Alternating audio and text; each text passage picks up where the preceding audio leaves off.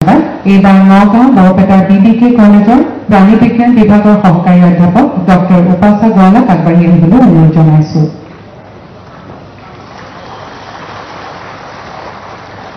ধন্যবাদ। মঞ্চত নিযুক্তি পত্ৰ প্ৰদান পৰ্ব ইমানতে অন্ত পৰিল। এতিয়ালৈ আজিৰ অনুষ্ঠানৰ মুখ্য অতিথি অসমৰ মাননীয় মুখ্যমন্ত্ৰী ডক্টৰ হিমন্ত বিশ্ব শৰ্মা দেৱক তেখেতৰ বহুমূলীয়া ভাষণ প্ৰদান কৰিবলৈ বিনম্ৰ অনুৰোধ জনাইছো।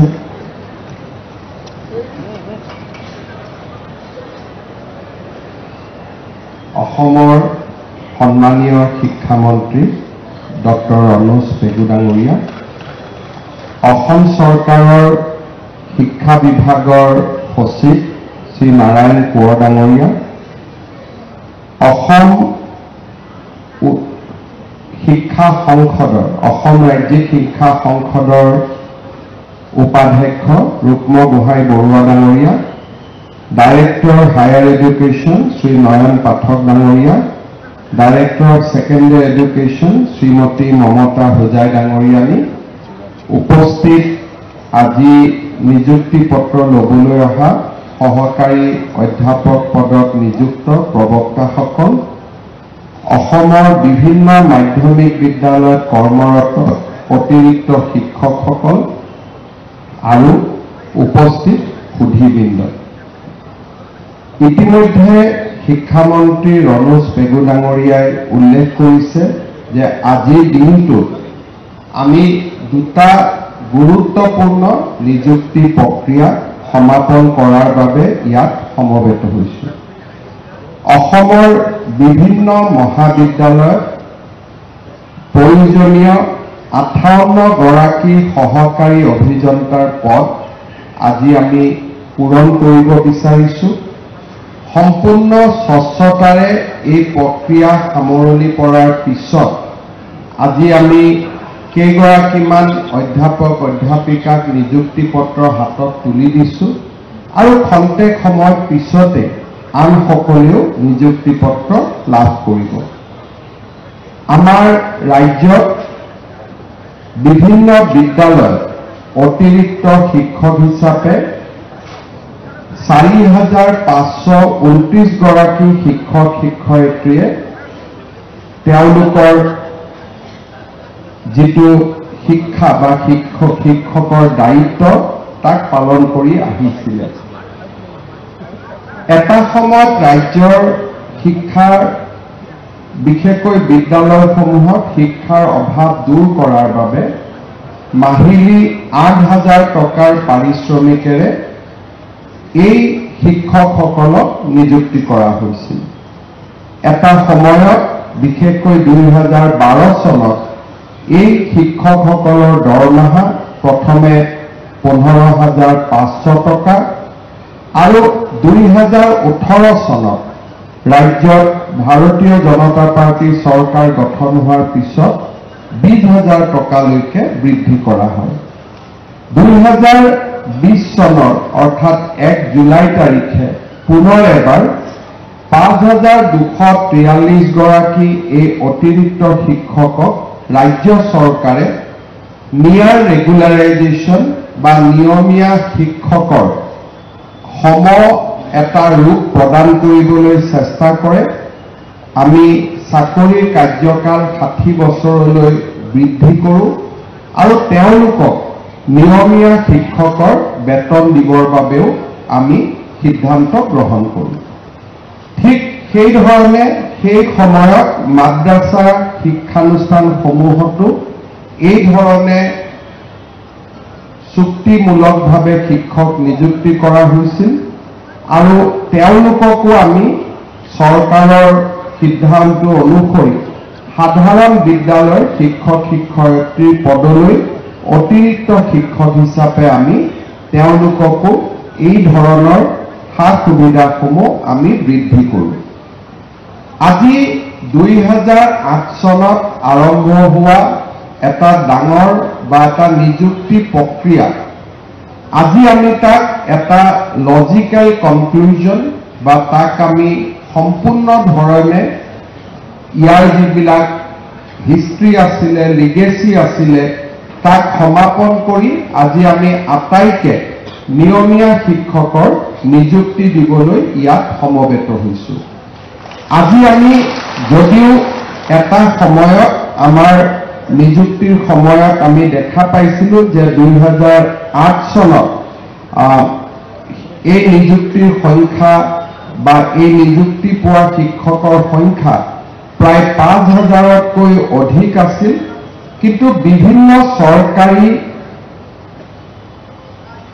আমি চাকৰি বুলিয়ে কওঁ বা বিভিন্ন সা সুবিধাৰ পোৱাৰ পৰিপ্ৰেক্ষিতত কিছু শিক্ষকে এই কামৰ পৰা আঁতৰি গৈছিল আৰু আজি আমি যিখিনি অৱশিষ্ট সেই শিক্ষকৰ 4,529 গৰাকী শিক্ষকক আমি নিয়মীয়াকৰণ কৰিবলৈ আগবাঢ়িছো। অৱশ্যে 150 গৰাকী শিক্ষকে তেওঁলোকে আগৰ দৰে অতিৰিক্ত শিক্ষক হৈ থকাৰ বাবে অপশ্যন দিয়াৰ পৰিপ্ৰেক্ষিতত তেওঁলোকে আগৰ দৰে নিশ্চিত সা সুবিধাৰ মাজেৰে চুক্তিবদ্ধ শিক্ষক বা অতিৰিক্ত শিক্ষক হিচাপে কাম কৰি গৈ থাকিব। আজি নিয়মীয়াকৰণৰ লগে লগে আমাৰ শিক্ষক শিক্ষয়িত্ৰীসকল কেইবাটাও চৰকাৰী সুবিধাৰ লগত জড়িত হ'বলৈ সুবিধা পাব। আমি সকলোৱে জানো যে আমাৰ চৰকাৰৰ 2005 চনৰ পিছত নিযুক্ত চৰকাৰী শিক্ষক শিক্ষয়িত্ৰী বা কৰ্মচাৰীসকলক আমি নিউ পেনশ্যন স্কিম দিয়াৰ বাবে সিদ্ধান্ত গ্ৰহণ কৰিছিলোঁ। নিউ পেনশ্যন স্কিম আছিলে যে চৰকাৰ আৰু কৰ্মচাৰীজনৰ অংশীদাৰিত্ব। এতিয়া অহা 1 এপ্ৰিলৰ পৰা কাৰ্যকৰী হোৱাকৈ আমি NPS যিসকল চৰকাৰী কৰ্মচাৰী আছে তেওঁলোকক আমি UPS অৰ্থাৎ ইউনাইটেড পেনশ্যন স্কিমলৈ লৈ যাবলৈ সিদ্ধান্ত গ্ৰহণ কৰিছোঁ। ইয়াৰ ফলত দুটা ধাৰাৰ সৃষ্টি হ'ব।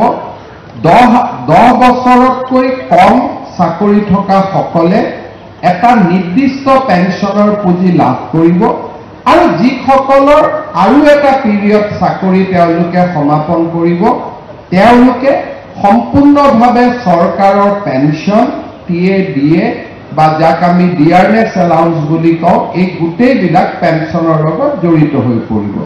মই ভাবোঁ যে আমাৰ অতিৰিক্ত শিক্ষকসকল যিসকল আছিল দুটা স্লেপত যাৰ 10 বছৰ চাকৰি আছে তেওঁলোকে এটা নিয়মত আৰু যাৰ 25 বছৰ চাকৰি আছে তেওঁলোকে এটা নিয়মত UPSৰ পৰা সুবিধা পাবলৈ সক্ষম হ'ব, যিটো অহা আমাৰ বিত্তীয় বৰ্ষৰ বাজেটত তাৰ প্ৰতিফলন ঘটিব।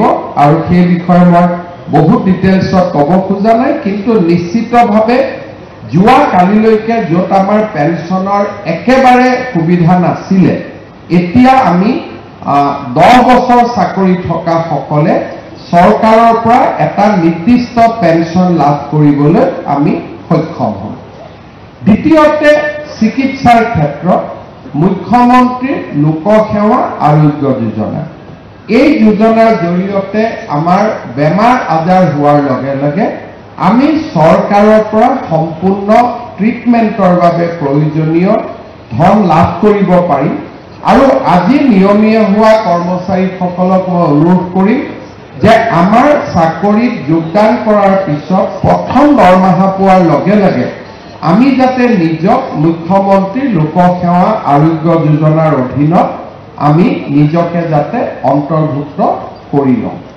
ইয়াৰ ফলত আমি ৰেগুলাৰ মেডিকেল ৰিইম্বাৰ্সমেণ্ট পাবলৈ সক্ষম হ'ম।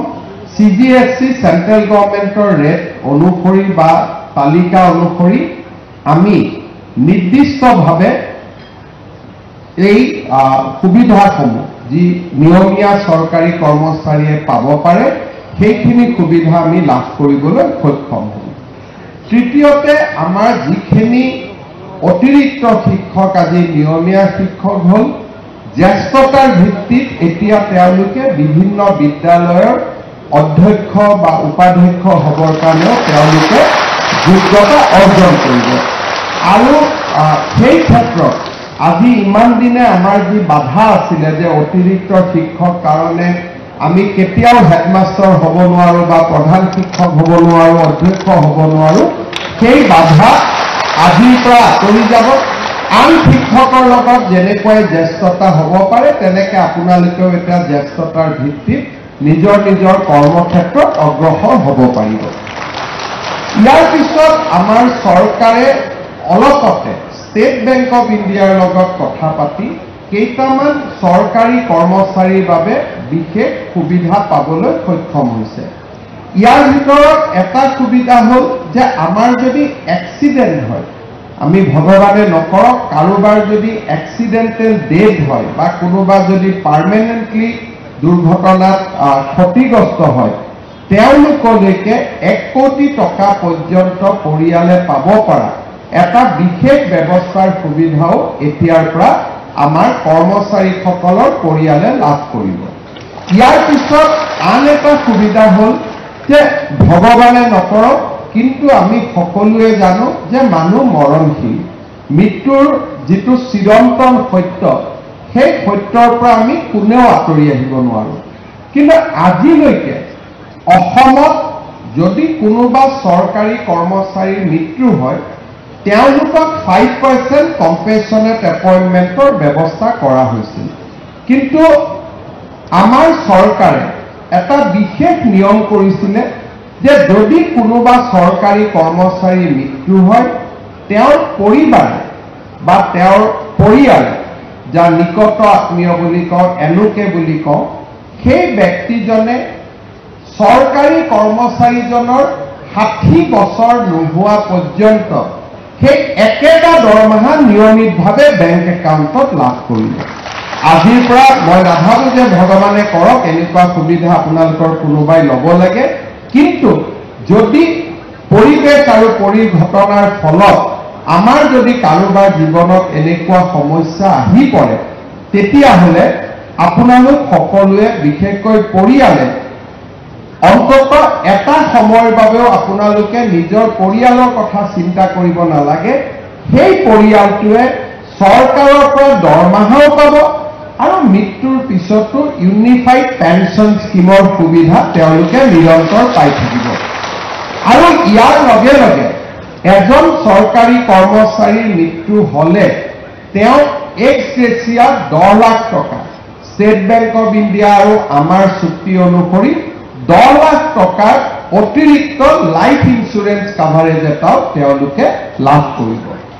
এই গোটেইখিনি সুবিধাৰ লগে লগে আজিৰে পৰা আপোনালোকে আপোন বাহন আৰু আপোন ঘৰ আঁচনিটো ষ্টেট বেংক অফ ইণ্ডিয়াৰ পৰা আপোনালোকে লোন পাবলৈ সক্ষম হ'ব।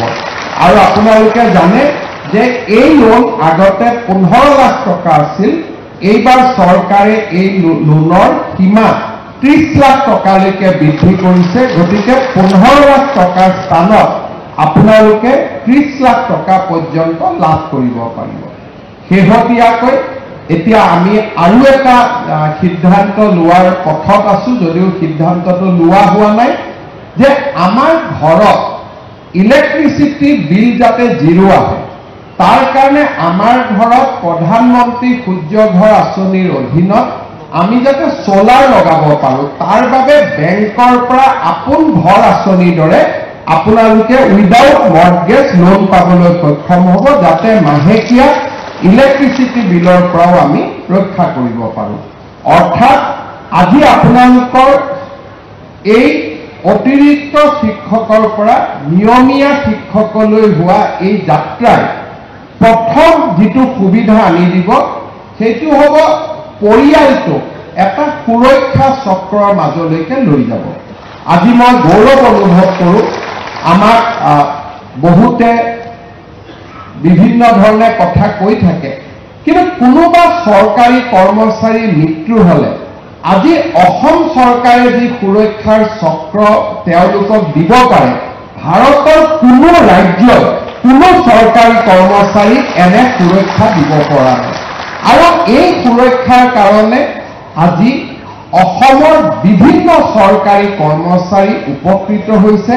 আৰু কৃতজ্ঞ পৰিয়ালসমূহক মই যেতিয়া লগ পাওঁ তেওঁলোকে স্পষ্টভাৱে তেওঁলোকে আমাক জনায় যে ছাৰ আপোনালোকে ইয়াৰ লোৱা সিদ্ধান্তৰ কাৰণে প্ৰতি মাহৰ 1 তাৰিখে মোৰ স্বামীৰ মৃত্যুৰ পিছতো মোৰ একাউণ্টত দৰমহা একেই ধৰণে আহি আছে।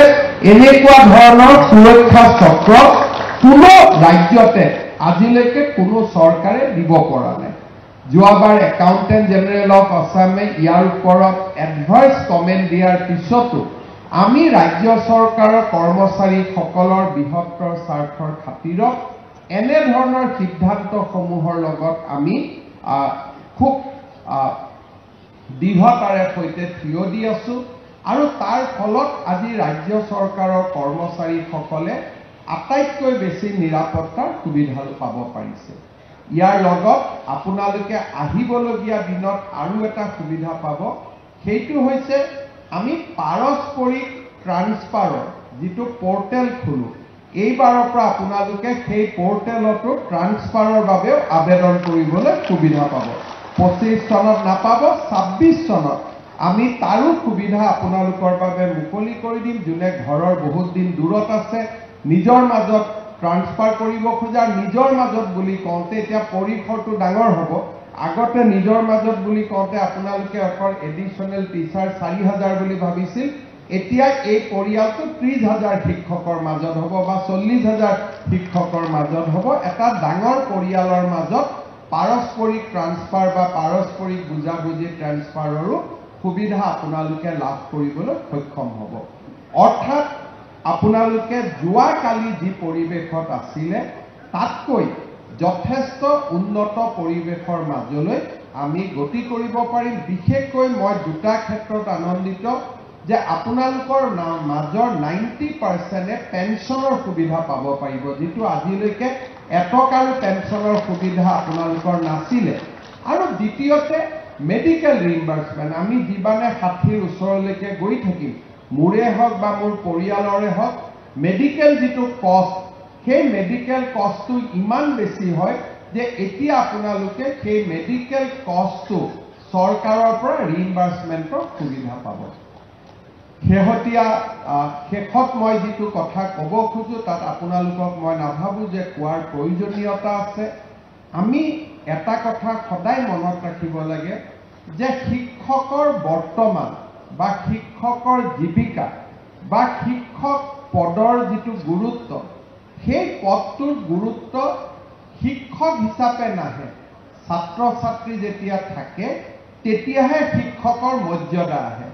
ছাত্ৰ ছাত্ৰী নোহোৱা বিদ্যালয় এখনত শিক্ষকসকলে শিক্ষকৰ মৰ্যাদা নাপায়। সেয়েহে আমাৰ যিটো দায়িত্ব, ছাত্ৰ ছাত্ৰীসকলৰ প্ৰতি যি আমাৰ দায়িত্ব, সেই দায়িত্বক আমি সম্পূৰ্ণভাৱে পালন কৰিবলৈ প্ৰচেষ্টা কৰিব লাগে। আৰু আমাৰ ছাত্ৰ ছাত্ৰীসকলক আমি যাতে এটা সুন্দৰ ভৱিষ্যতৰ গৰাকী হ'বৰ বাবে আমি তেওঁলোকৰ সুপ্ত প্ৰতিভাসমূহক যাতে আমি জাগ্ৰত কৰিব পাৰোঁ, তাৰ বাবে আমি নিজকে সমৰ্পণ কৰিব লাগে। সহকাৰী অধ্যাপক পদত নিযুক্ত সকলেই হওক বা নিয়মীয়া শিক্ষকৰ পদত নিযুক্তি ল'বলৈ অহা সকলে হওক, আমি সকলোৱে আমাৰ দায়িত্ব পবিত্ৰতাৰে সৈতে যেতিয়া আমি পালন কৰিবলৈ আৰম্ভ কৰিম, তেতিয়াহে আমাৰ ৰাজ্যখনে এখন অগ্ৰগামী ৰাজ্যৰ মৰ্যাদা পাব পাৰিব। যোৱা 5টা বছৰত বিশেষকৈ কোভিডৰ আগত আৰু কোভিডৰ পিছৰে পৰা অসমৰ আমি কৰ্মচাৰী সমাজে হওক, শিক্ষক সমাজে হওক, অজস্ৰ সমস্যা আমি সমাধান কৰিব পাৰিছোঁ। 1.5 লাখ নিযুক্তি অসমত কোনো দিনে কোনেও ভাবিব নোৱাৰা এটা নিযুক্তিৰ প্ৰক্ৰিয়া আমি স্বচ্ছতাৰে পূৰণ কৰিছোঁ। আপোনালোকে কংগ্ৰেছ দলৰ সময়ত নিযুক্তি হৈছিল, বহুজনে এই নিযুক্তিৰ সময়ত বিধায়কৰ ঘৰত যাবলগীয়া হৈছিল। আপোনালোকে 2008 চনলৈকে মনত পেলাওক। বহুজনে বিধায়কৰ লগত সম্পৰ্ক থকাৰ বাবে নিযুক্তি হৈছিল। বহুজনে এই নিযুক্তিৰ প্ৰক্ৰিয়াত বহু ব্যক্তিৰ ওচৰলৈ যাবলগীয়া হৈছিল। কাৰণ এই নিযুক্তি পোৱা শিক্ষকসকলক মই সন্মুখৰ পৰা আজি যোৱা 15টা বছৰ 20টা বছৰ দেখি আহিছোঁ।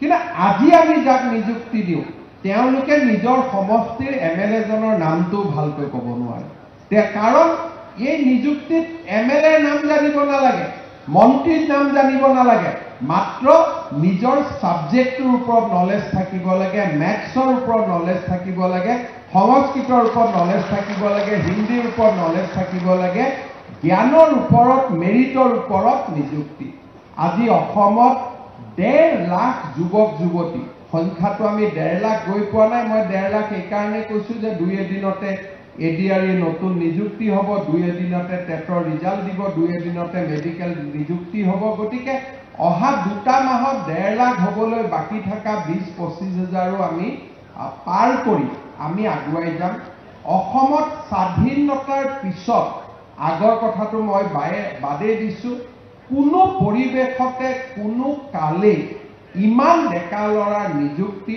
আৰু এজনো মন্ত্ৰী বিধায়কৰ ঘৰত নোযোৱাকৈ এনে নিযুক্তি কেতিয়াও সম্ভৱ হোৱা নাছিল আৰু এই ধৰণৰ প্ৰক্ৰিয়া যদি আমাৰ ৰাজ্যখনত আমি বিচাৰো আমাৰ ৰাজ্যখন যদি সকলো ক্ষেত্ৰতে আগুৱাই থকাটো বিচাৰো আমি এনে এচাম নতুন প্ৰজন্মৰ আমি সৃষ্টি কৰিব লাগিব যি নতুন প্ৰজন্মই অসমৰ উন্নয়নৰ বাবে অসমৰ বিকাশৰ বাবে সমৰ্পণ কৰে আৰু এনে ধৰণৰ শিক্ষা আমি স্কুলৰ শ্ৰেণী কোঠাৰ পৰা আৰম্ভ কৰিব লাগিব স্কুলৰ শ্ৰেণী কোঠাত যেতিয়া শিক্ষাই মানুহক নৈতিকতা শিকায় শিক্ষাই যেতিয়া মানুহক জ্ঞান আৰু প্ৰজ্ঞাৰ পথলৈ আগুৱাই যাবলৈ প্ৰেৰণা দিয়ে শিক্ষাই যেতিয়া মানুহক সংস্কৃতিৰ লগত পৰিচয় কৰাই দিয়ে আৰু শিক্ষক শিক্ষয়িত্ৰীসকলে ছাত্ৰ ছাত্ৰীৰ উৎকৰ্ষতাৰ বাবে নিজকে যেতিয়া সমৰ্পণ কৰে সেইখন সমাজৰ অগ্ৰগতি কোনেও ৰোধ কৰিব নোৱাৰে কিন্তু যেতিয়া শিক্ষকসকল নিজে কম্প্ৰমাইজ হৈ যায় শিক্ষাৰ পৰিৱৰ্তে আন সাবজেক্টৰ ওপৰত বেছিকৈ তেওঁলোকে ৰুচি আৰম্ভ কৰে শিক্ষাৰ পৰিৱৰ্তে যেতিয়া তেওঁলোকে আন আন কামত নিজক ব্যস্ত কৰি পেলায় তেতিয়াই এখন সমাজৰ অৱক্ষয় আৰু এখন সমাজৰ অৱনতি আৰম্ভ হয় মই বিশ্বাস কৰোঁ যে যিখন ৰাজ্যৰ শিক্ষক শিক্ষয়িত্ৰীসকলে নিজকে জ্ঞান আৰু প্ৰজ্ঞাৰ মহান যজ্ঞত সমৰ্পণ কৰে সেইখন সমাজ কেতিয়াও পিছুৱাই থাকিব নোৱাৰে আজি আমাৰ বাবে এটা সময় আছিল যিটো সময়ত শিক্ষকসকলৰ লগত শিক্ষাৰ সম্পৰ্ক বহু ধৰণে জটি পৰিছিল সামাজিক কামৰ পৰা ৰাজনৈতিক কামৰ পৰা নিজক ব্যস্ত কৰি ৰাখিছিলে সামাজিক মাধ্যমত ৰাজনৈতিক কথা বতৰাৰ ওপৰত বেছিকৈ দৃষ্টি আকৰ্ষণ জ্ঞানৰ শিক্ষাৰ ক্ষেত্ৰত কমকৈ দৃষ্টি আকৰ্ষণ এনে ধৰণৰ প্ৰচেষ্টাই আমাৰ ৰাজ্যখনক বহু পিছুৱাই লৈ গৈছিলে আজি লাহে লাহে আমি এটা সময়ত য'ত আশা নাছিল য'ত হোপ নাছিল তেনেকুৱা ৰাজ্য এখনত আমি আশাৰ অক্ষয় বন্তিগছি জ্বলাবৰ বাবে আমি সক্ষম হৈছোঁ মই ভাবোঁ আমাৰ সকলোৰে প্ৰচেষ্টাত আমাৰ ৰাজ্যখনক আগবঢ়াই লৈ যোৱাৰ কৰ্মযজ্ঞত আমি যদি নিজকে আকৌ এবাৰ সমৰ্পণ কৰিব পাৰোঁ মই ভাবোঁ আমাৰ ৰাজ্যখন বহু দূৰ আগুৱাই লৈ যাব মানুহে এটা জীৱনত দুবাৰ জন্ম লাভ নকৰে কিন্তু আপোনালোকে যি ধৰণে জন্ম লাভ কৰিছিল আজি এক প্ৰকাৰ আপোনালোকৰ বাবে পুনৰ জন্ম সেই পুনৰ জন্মৰ এই দিনটোত আপোনালোকে আকৌ এবাৰ ছাত্ৰ ছাত্ৰীসকলৰ বাবে নিজক সমৰ্পণ কৰক অসমৰ শৈক্ষিক আকাশখন উজ্জ্বল কৰাৰ বাবে নিজকে উৎসৰ্গিত কৰক তাকে কামনা কৰিছোঁ শিক্ষা বিভাগক ধন্যবাদ জনাইছোঁ যে নীতিৰ বাহিৰত জন্ম লাভ কৰা আমাক সকলোকে নীতিৰ আওতালৈ লৈ আহি নিয়মীয়াকৰণৰ যিটো প্ৰক্ৰিয়া এই বিশাল প্ৰক্ৰিয়াটো সুন্দৰভাৱে পৰিচালনা কৰাৰ বাবে শিক্ষামন্ত্ৰী ৰণোজ পেগু ডাঙৰীয়াক মই ধন্যবাদ জনাইছোঁ আৰু তাৰ লগে লগে সমস্ত আমাৰ বিষয়াসকল যিসকলে কামৰ লগত জড়িত আছিল সকলোকে মই পুনৰবাৰ ধন্যবাদ জনাইছোঁ আৰু এখন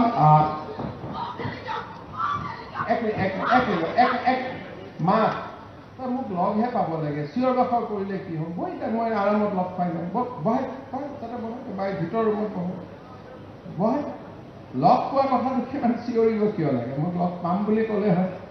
ঠিক আছে, আমি সকলোকে আকৌ এবাৰ নিজকে সমৰ্পণ কৰক। শিক্ষাৰ ব্যৱস্থাৰ বাবে, ছাত্ৰ ছাত্ৰীসকলৰ উন্নয়নৰ বাবে নিজক সমৰ্পণ কৰক। যিসকল শিক্ষা বিভাগৰ বিষয়া এই কৰ্মযজ্ঞ সমাপন কৰাত আমাক সহযোগিতা কৰিলে, আটাইকে মই আকৌ এবাৰ ধন্যবাদ জনালোঁ। সকলোৰে ভাল জীৱন হওক, সকলোকে জীৱনত আগবাঢ়ি যাওক। পুনৰ এবাৰ সকলোকে ধন্যবাদ আৰু পুনৰ জনমৰ অভিনন্দন জনাই মই মোৰ বক্তব্য সামৰণি মাৰিছোঁ। ধন্যবাদ। জয় হিন্দ।